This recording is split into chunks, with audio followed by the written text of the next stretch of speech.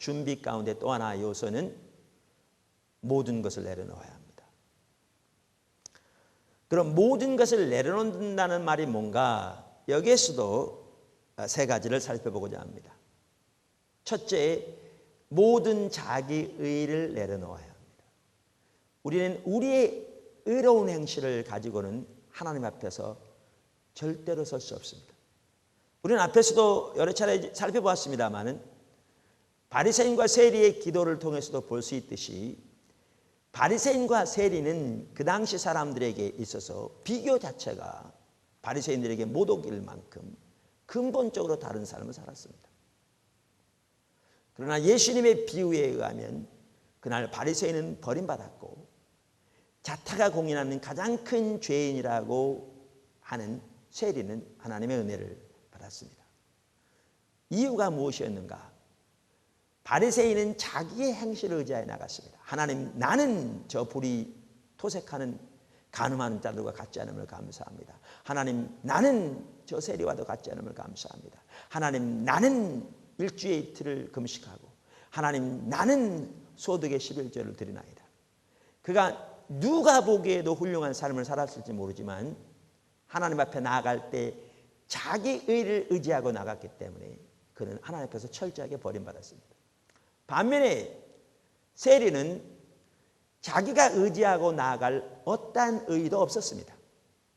그래서 하나님 앞에 나아갈 때 오직 하나님의 은혜와 긍휼만을, 오늘날로 말하면 오직 십자가의 공로만을 의지하여 나갔습니다.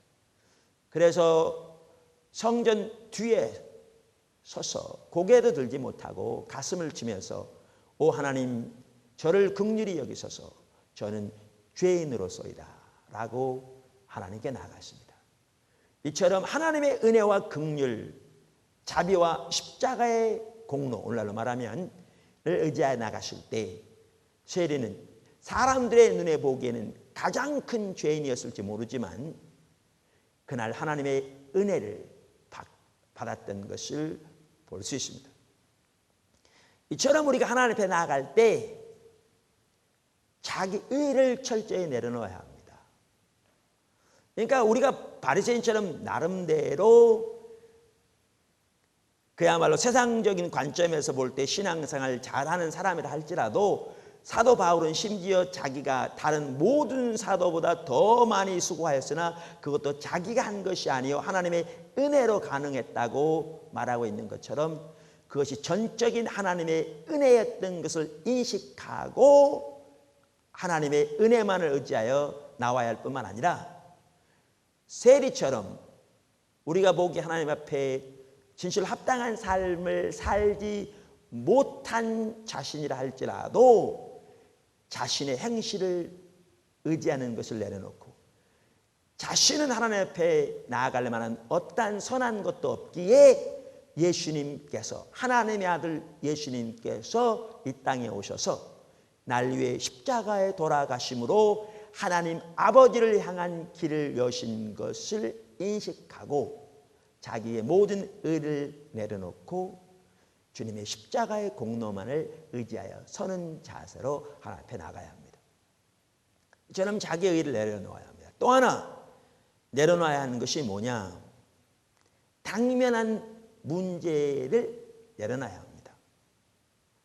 우리가 하나님의 얼굴을 구하는 삶과 하나님의 손을 구하는 삶에 대해 살펴봤습니다마는 이스라엘 백성들이 하나님 앞에 나아갈 때 그들은 자기들의 필요와 목적을 위한 하나님의 도움만을 구하여 나갔습니다.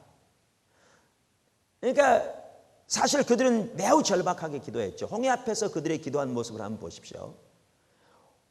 200만 명이라고 할 수 있는 어린아이까지 그 많은 이스라엘 민족 전체가 몰살당할 위기에 처해 있으니까 얼마나 절박하게 기도했겠습니까? 그러나 그들의 기도는 매우 절박하고 심각했을지 몰라도 또한 간절했을지 몰라도 그들은 하나님 앞에 나아갈 때 자기들의 당면한 처지와 자기들의 당면한 문제를 인하여 하나님의 도움만을 구하여 나가는, 그것이 하나님의 손을 구하는 삶이었죠. 그러니까 하나님의 목적과 의중을 전혀 알지 못하고 하나님도 전혀 알 수 없고 그래서 믿음으로 하나님을 의지하는 게 가능하지 않았고, 그래서 그들 속에 세상 사랑도 다뤄둘 수 없었고, 그래서 그들이 하나님과 동행하는 삶을 사는 것이 실제적으로 가능하지 않았죠. 우리가 예수도 살펴봤지만 자녀가 부모에게 나오되 부모는 자기 필요와 목적을 위해서 그저 돈 대주는 분으로 인식해서 자기 필요와 목적을 따라 그저 돈만 달라고 부모에게 나오면 그 관계가 어떻게 되겠느냐고요. 얼마나 심각한 관계가 되겠느냐 그 말이죠. 그래서 우리가 하나님 앞에 나올 때 하나님의 얼굴을 구하여 나오려면 당면한 문제를 내려놓고 나와야 합니다. 여기에는 하나님에 대한 신뢰가 그 바탕에 있습니다. 하나님은 아버지로서 우리의 머리카락까지 세신 바 되신 분임을 신뢰하는 믿음. 그리고 하나님은 독생자를 아끼지 아니하시고 바로 나를 위해 십자가에 내어주실 만큼 사랑하시기 때문에 나를 향한 하나님의 뜻은 최선이라는 그 믿음. 그리고 하나님은 전능하신 분으로서 전지하신 분으로서 나의 모든 필요를 아실 뿐만 아니라 하나님이 기뻐하신 대로 나의 모든 필요도 하나님이 기뻐하신 뜻을 따라 채우시기를 원하시고 능히 하실 수 있는 분이라는 그러한 하나님에 대한 신뢰를 그 바탕에 깔고 있는 것입니다. 그러니까 보십시오. 빌립보 감옥의 바울을 보십시오. 성경에 보면 원래 바울은 아시아 지역에서 복음을 전하려고 그리로 가려고 했습니다. 그런데 하나님의 성령이 막으셨습니다. 그것도 여러 차례에 걸쳐서. 그러던 중에 하루는 마게도니아 사람이 환상 중에 마게도니아 사람이 나타나서 손짓을 하면서 와서 자기들을 도와달라 이렇게 말하는 걸 보고 이제 하나님의 뜻이 마게도니아 지역으로 가는 것임을 인식하고 마게도니아 지역의 첫 성인 빌립보로 가게 되었죠. 근데 가서 사역은 크게 열리지 않는 상황에서 날마다 귀신 들린 여자가 자기를 따라다니면서 그 예언은 매우 옳았습니다. 하나님의 지극히 높으신 하나님의 종으로서 구원의 길을 전한다는. 그런데 귀신 들려서 그렇게 예언하고 따라다니니까 참다 견디지 못해서 예수님의 이름으로 그 귀신을 쫓아내버렸죠. 그랬더니 그 여자아이는 노예로서 귀신 들려서 점을 쳐줌으로 자기 주인들 복수했던 걸 보면 여러 사람이 공동소했던 것 같아요. 그 주인들에게 많은 돈을 벌게 했는데 이제 그것이 가능해지지 않으니까 그 주인들이 바울을 고소해서 바울이 등이 다 갈라지도록 채찍에 맞고 감옥에 갇히는 신세가 되었습니다. 우리 입장에서 보십시오. 만약에 우리가 바울이라면 이렇게 원망할 수 있습니다. 하나님, 내 등이 성한 게 배 아프십니까? 내가 아시아로 간다고 했잖아요. 근데 왜 하나님은 아시아로 가지 못하게 하고 이리 오라고 해놓고선 내가 하나님 명령을 따라왔는데 왜 내가 이렇게 채찍에 맞아야 합니까? 왜 내가 이런 고통을 당해야 합니까? 왜 내가 이런 감옥에 갇혀야 합니까? 내가 잘못한 게 뭐 있습니까? 이렇게 원망할 수도 있습니다. 근데 바울은 그렇게 하지 않았습니다. 성경에 보시면 자정쯤 되었는데 여러분 그 당시 감옥이 얼마나 열악했겠습니까? 그리고 살이 다 찢어져서 상처가 나고 그 당시에 무슨 의약품이 있었겠습니까? 그 얼마나 많은 고통 가운데 아픔 가운데 그 열악한 환경 가운데 어쩌면 매우 추웠을 것입니다. 자정쯤 되었는데 그들은 하나님께 감사하며 찬양하기 시작했습니다. 성경에 보시면 왜요? 그들은 하나님의 신실하심을 신뢰했기 때문에 실수가 없으신 하나님을 신뢰했기 때문에 하나님의 뜻은 온전하심을 신뢰했기 때문에 하나님은 자기들의 모든 필요를 아심도 신뢰했기 때문에 그렇게 감사할 수 있었던 것은 그 배후에 하나님에 대한 그러한 신뢰가 자리 잡고 있었습니다. 그리고 그렇게 그들이 그러한 환경 가운데서도 하나님을 신뢰함으로 하나님께 감사하며 하나님을 예배하기 시작하자 우리가 잘 아는 대로 옥터가 흔들리고 이건 지진한 게 아닙니다. 왜냐하면 지진이 났다면 땅이 흔들리고 건물이 흔들리고 문이 흔들려 부서지는 건 이해하는데 손에 묶여있던 수갑, 착고가 풀려지는 것은 지진이 난다고 일어나는 게 아니기 때문이죠. 하나님의 권능의 역사로 땅이 흔들려 옥문이 열릴 뿐만 아니라 손에 묶여져 있던 착고가 풀리는 하나님의 기적이 일어났고, 그 결과로 그 감옥의 간수장 가족 전체가 구원 얻게 되고, 그렇게 해서 사도 바울 사역 내내 늘 바울의 마음에 있으면서 또한 늘 바울을 마음에 품고 바울을 통한 하나님의 사역에 동참했던 교회가 빌립보 교회인데, 그러한 빌립보 교회가 태동하게 되었습니다. 이처럼 당면한 문제를 내려놓는 것도 하나님에 대한 그 믿음을 그 바탕에 두고 있습니다. 또한 모든 기도 제목도 그러니까 당연히 내려놓고 나가야 합니다. 그래서 하나님 그분을 구하여 하나님과 함께 있기를 구하여 하나님 안에서 안식하기 위해 하나님을 더 알기 위해 하나님 앞에 나가야 되는 거죠. 저는 어떨 때 이럴 때가 있어요. 이렇게 아침에 일어나서 이렇게 하나님 앞에 잠깐 눈을 감고 기도하려고 하면 하나님의 임재가 매우 함께 하실 때를 종종 경험합니다. 하나님이 참 함께 하시고 그 하나님의 임재 가운데 있는 게 얼마나 좋은지. 근데 그때 가끔 하나님 참 함께 하시는구나 그런 생각을 하면서 그동안 뭐 그것이 교회에 대한 기도 제목이든지 선교에 대한 기도 제목이든지, 사실 목회자가 하나님 앞에 나갈 때 뭐 자기 개인 기도 제목 가지고 나가는 경우는 많지 않잖아요. 혹은 그러나 내 개인의 기도 제목이든지 하나님 함께 하실 때 그걸 딱 갖다 들이대면 하나님의 임재가 즉각 거치는 것 같더라고요. 여러분 데이트할 때 한번 생각해 보세요. 데이트할 때 사무실에 업무를 잔뜩 가져와서 지금 그 자기의 그 연인과 그 업무 토론하고 온 게 아니잖아요. 지금 자기 연인이 기다리면서 모처럼 만나가지고 데이트하면서 서로 귀한 교제를 나누면서 서로 대화하고 그냥 같이 있는 것만으로 때로는 그냥 마음이 편하고 기쁜데, 그러한 어떤 사랑의 교제를 위해서 만났는데 만나자마자 비즈니스 얘기를 꺼내면서 어떻게 그걸 해야 될지 조언을 구하는 식의 나가면 그게 데이트가 되겠습니까? 하나님께 나아갈 때 하나님은 우리 자신을 먼저 원하시는 거죠. 그런데 우리가 우리 자신의 문제나 기도 제목을 가지고 비즈니스 하러 나갈 때 그 교제가 이루어지지 않는 것이죠. 그래서 하나님 앞에 나아갈 때 우리가 준비에 있어서 중요한 한 가지는 이처럼 모든 것을 내려놓는데 자기 의를 철저히 내려놓고 당면한 문제를 내려놓으며 모든 기도 제목을 내려놓는 것이 중요합니다. 그리고 그 바탕에는 하나님에 대한 믿음이 당연히 깔려 있는 것이지요. 하나님께 나갈 때 준비에 있어서 또 하나 중요한 것은 회개입니다. 그러니까 생각나는 모든 죄를 회개함으로 나가야 합니다.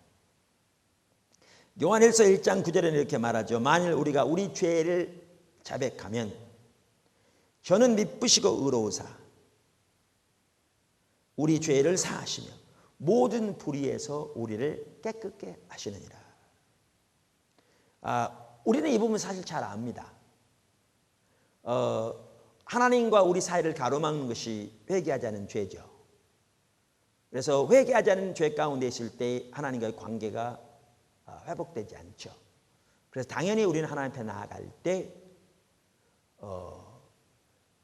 그 생각나는 모든 죄를 회개함으로 나가야 합니다. 자, 이러한 준비를 갖추었으면 이제 어떻게 해야 되는가?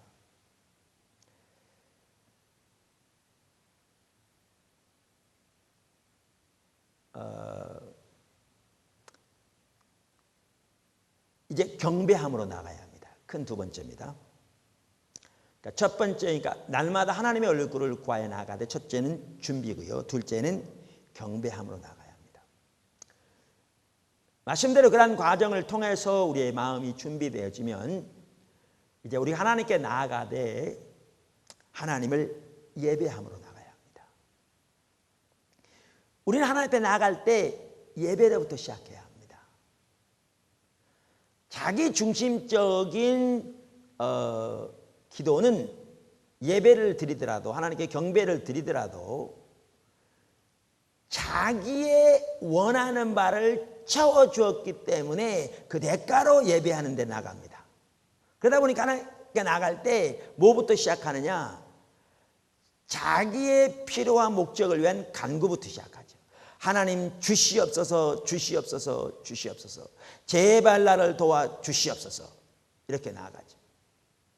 심지어 다른 사람을 위한 기도를 할 때에도 자기 위주로 기도합니다. 하나님 저 사람을 바꿔주셔서 내게 잘하게 해주세요. 저 사람을 바꿔주셔서 내가 좀 행복하게 해주세요. 내 남편을 제발 좀 바꿔주셔서 우리 가족이 좀 평안하게 해주세요. 내 자식들이 제발 좀 변화되어서 내 말을 잘 듣게 해주세요. 이렇게 자기 목적과 자기 유익을 위해서 결국 다른 사람을 위해서도 기도하는 거죠. 그리고 이렇게 나아가면서 감사도 있습니다. 그런데 어떻게 감사합니까? 하나님 내가 참 문제가 어려움이 많았었는데 하나님께 그렇게 기도했더니 하나님 그 문제를 잘 해결해 주셔서 너무너무 감사합니다. 하나님 작년보다 금년의 매출이 2배가 되게 해주셔서 감사합니다.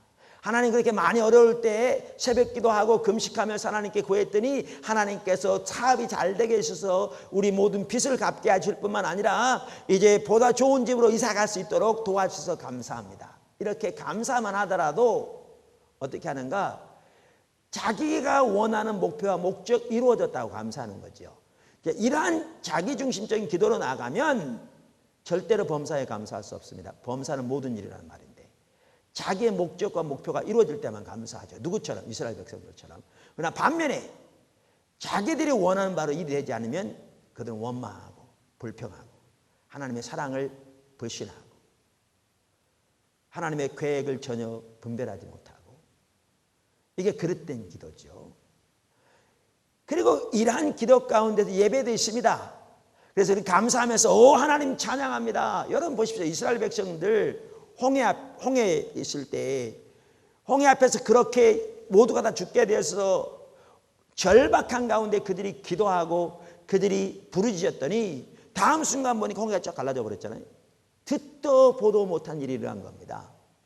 그리고 자기들이 건너는 동안에 애굽 백성들이 쫓아오지 못하도록 자기 앞서 인도하는 불기둥이 딱 그 뒤로 가서 이스라엘 백성과 애굽 백성 사이에 딱 가로막고 섰으니까 저들이 접근하지 못하잖아요. 그러다가 이스라엘 백성들이 다 홍해를 건넌 다음에 이제 그 불기둥이 딱 이쪽으로 옮겨오니까 애굽 백성들이 쏜살같이 말을 타고 이스라엘 백성들을 쫓아옵니다. 그랬더니 이들이 한참 당황하고 있을 때 모세를 통해서 하나님께서 모세에게 손을 내밀라고 하시고 지팡이를 잡고 그렇게 했을 때 이제 다시 그 홍해가 합해져 버리자 이스라엘 백성들이 보는 앞에서 원수들이 몰살당하는 일이 있었죠. 그때 그들이 어떻게 했습니까? 하나님의 말씀을 믿었다고 성경은 말하고 있을 뿐만 아니라 저들이 예언하며 춤을 추며 찬양하며 하나님을 예배했습니다. 그러나 우리는 그들이 절대로 올바른 신앙 가운데 있었다고 볼 수 없습니다. 왜냐하면 성경이 수없이 그것을 말하고 있기 때문에 이미 살펴본 것처럼 이렇게 예배만 하더라도 그들은 자기들의 원하는 바를 채워주신 것으로 인하여 감사할 뿐만 아니라 그것을 토대로 하나님께 예배드리는 겁니다. 이러한 예배는 절대로 올바른 예배가 되지 못합니다. 그러니까 하나님께 나아갈 때 우리는 하나님이 그러니까 우리의 마음의 준비를 통해서 우리의 마음을 가다듬고 하나님께 나아가되 우리는 하나님을 예배함으로 나가야 합니다. 당연히 하나님이 누구인가에 대한 인식 그리고 모든 것을 내려놓는 그 배후에는 하나님에 대한 그 신뢰가 들어있습니다. 그래서 그것을 토대로 이제 하나님이 하나님 되심을 인하여 그리고 하나님께서 행하신 그 놀라운 아름다운 일들을 인하여 하나님께 감사와 찬양과 경배를 드리며 하나님 그분으로 인하여 하나님을 기뻐하며 하나님께 우리의 중심에서부터 우리의 사랑을 고백하는 예배로 나가야 합니다. 예배는 하나님은 우리의 예배를 마땅히 받으시기에 합당하신 분입니다. 우리가 어떠한 처지의 상황에 처해 있든지 상관없이 예를 들면 하나님이 우리의 창조주 되시며 하나님이 우리의 구원자 되시며 어떻게 하나님께서 날마다 우리의 삶 속에 동행하시며 우리를 인도하고 계신가를 우리가 인식한다면 우리가 지금 당면한 처지가 어떠하든지 상관없이 우리는 하나님 앞에 납작 엎드려 그분만을 진실로 경배하며 높이며 그분께 우리의 모든 찬사와 찬양을 드리며 그분께 우리의 모든 존귀를 드리기를 열망하게 될 것입니다. 열망하게 될 것입니다. 그것이 아까 말씀드린 바울이 빌립보 감옥에서 드렸던 예배이기도 합니다. 뿐만 아니라 예배는 하나님이 하나님 되심을 인하여 기뻐하는 것입니다. 예배는 하나님 그분으로 인하여 기뻐하는 것입니다. 하나님께서 우리를 창조하시고 하나님께서 우리를 구원하셔서 하나님의 자녀 삼으신 그 놀라운 은혜와 하나님의 행사를 인하여 하나님께 감사와 영광과 존귀를 드릴 뿐만 아니라 하나님이 하나님 그분 되심을 인하여 기뻐하는 겁니다. 성경에 보면 여호와를 기뻐하라. 그리하면 저가 내 마음의 소원을 이루시리라. 이렇게 말하고 있습니다. 근데 그 뜻은 이런 뜻입니다. 예를 들면 여러분에게 로또 복권이 당첨되어서 20억 원의 상금이 주어졌다고 생각해 보십시다. 그렇지 않아요. 지금 매우 어려운 가운데 있는데 20억 원이 갑자기 들어오게 되었어요. 얼마나 기쁘겠습니까? 여러분이 4대 독자고 여러분의 아들이 5대 독자인데 결혼한 지 5년이 지나도록 자녀가 없어서 대가 끊기나 싶어가지고 그야말로 안절부절하며 언제나 하나님이 자식을 주시나 늘 그렇게 생각해 왔는데 그 아들 부부가 아들 쌍둥이를 낳았다고 생각해 보십시오. 얼마나 기쁘겠습니까? 근데 여호와를 기뻐하라. 주 안에서 기뻐하라. 이 말은 로또 복권 당첨된 것이 우리의 기쁨의 요인이 되듯이 5대 독자 아들이 결혼한 지 5년 만에 아들 쌍둥이를 낳은 것이 우리의 기쁨의 요인이 되듯이 하나님 그분이 우리의 기쁨의 요인이 되라 그 말이죠. 그게 우리의 예배입니다. 그래서 우리가 드린 찬양 중에 그런 찬양이 있지요. 주 찬양합니다. 내 마음을 다해 주가 하신 놀라운 일들을 세상에 모두 말하리다. 주 찬양합니다. 내 마음을 다해 주여 내가 주를 기뻐합니다. 할렐루야. 주여 내가 주를 기뻐합니다. 할렐루야.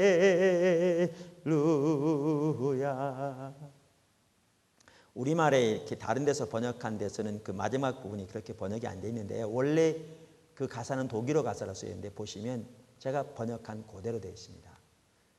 여러분이 하나님을 바라보면서 여러분이 어떠한 환경 가운데 있든지 상관없이 하나님의 하나님 되심을 인하여 그렇게 기뻐하는 것을 하나님께 고백해 보십시오. 얼마나 하나님이 기뻐하시겠습니까? 주여 내가 주를 기뻐하나이다. 주님이 나의 기쁨의 요인입니다. 여기에서 이제 한 가지 중요한 것은 직접화법의 예배죠. 다윗이 하나님을 향해서 고백하기를 나의 힘이 되신 여호와여 내가 주를 사랑하나이다. 하나님께 직접적으로 고백하는 거죠. 여러분 이 그 말 한마디요. 그 속에 다윗의 고백이 들어 있습니다. 우리 많은 성도들 집에 가면 그 구절이 적혀 있죠. 집에 나의 힘이 되신 여호와여 내가 주를 사랑하나이다. 그래서 이러면 제가 이렇게 묻기를 하나님이 여러분 힘이십니까? 라고 물으면 여러분 뭐라고 대답하십니까? 대부분의 성도들은 당연히 그렇다라고 말합니다. 근데 많은 성도들은 당연히 하나님 우리 힘이라고 생각하죠. 근데 동시에 하나님도 힘이고 돈도 힘이고 하나님도 힘이고 세상에서 지위도 힘이고 하나님도 힘이고 사람들과 된 관계도 힘이고 그러니까 영향력 있는 사람들을 아는 것도 힘이고 하나님도 힘이고 남편도 힘이고 이래서 하나님 힘이라고 그러죠. 그때는 전혀 하나님 힘이 아닙니다. 그것들이 힘이죠. 실제로 다윗의 경우에는 사울이 온 나라를 동원해서 다윗을 죽이려 할 때에도 자기를 따르는 500명의 그 부하들이 자기 힘이 아니라 그는 그 열악한 상황에서도 하나님만을 자기 힘으로 삼았습니다. 하나님만을 자기 산성으로, 하나님만을 자기 피난처럼. 그러면서 보십시오. 하나님을 향하여 나의 힘이 되신 여호와여 내가 주를 사랑하나이다. 한번 생각해 보십시오. 이게 예배입니다. 하나님으로 인하여 기뻐하고 하나님께 우리의 사랑을 고백하되 하나님 그분께 우리의 중심에서부터 마음을 다하여 드리는 예배를 말하죠. 우리가 최근 드린 찬양 중에 이런 찬양이 있습니다. 주님과 함께하는 이 고요한 시간 주님의 보좌 앞에 내 마음을 쏟네. 우리말에 이제 번역에 사실 쏟아요 이런 하나님께 직접적으로 고백하는 영어 가사인데 우리말에 이렇게 많이 번역하죠. 모든 것 아시는 주님께 감출 것 없네. 내 마음과 정성 다해 주 바라나이다. 나 염려하잖아도 내 쓸 것 아시니 나 오직 주의 얼굴 구하게 하소서. 다 이해할 수 없을 때라도 감사하며 날마다 순종하며 주 따르오리다. 온 마음 다해 사랑합니다. 온 마음 다해 주 알기 원해요. 내 모든 것 당신 것이니 주만 섬기리 온 마음 다해. 정확하게 이렇게 하나님께 나아가 하나님이 하나님 되심을 인하여 기뻐하며 하나님 향하신 그 놀라운 일들을 인하여 하나님께 찬사를 드리며 우리의 중심에서부터 하나님께 우리의 사랑을 고백하는 예배로 나아가는 것이 우리 하나님 앞에 나아갈 길입니다. 이렇게 나아갈 때 하나님 성령께서 벌써 인도하시기 시작하십니다. 날마다 하나님의 얼굴을 구하여 나가는 것에서 오늘은 반밖에 못 살펴봤네요. 나머지 반은 다음 주에 살펴보기를 원합니다. 날마다 하나님의 얼굴을 구하여 나가 하나님의 음성을 듣고 순종하는 삶이 하나님과 동행하는 삶의 필수인데 그러기 위해서는 우리는 준비함으로 나가야 되고 예배함으로 나가야